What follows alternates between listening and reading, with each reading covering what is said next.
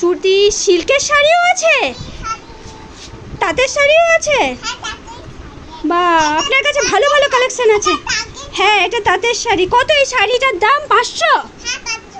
সুন্দর, বেশ কালারগুলো সুন্দর আছে। এটা কত? 800।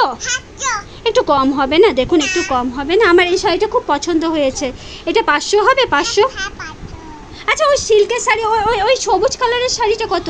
এটা, হ্যাঁ হ্যাঁ, ওই শাড়িটা কত? 1200। আপনি কি বলছেন? 200 তো তাঁতের শাড়ি হয়। আপনি ঠিক করে বলুন, আপনাকে মাথা গুলিয়ে গেছে দোকানদার? ওটা 1200 টাকা। 1000 হবে? 1000 হবে না?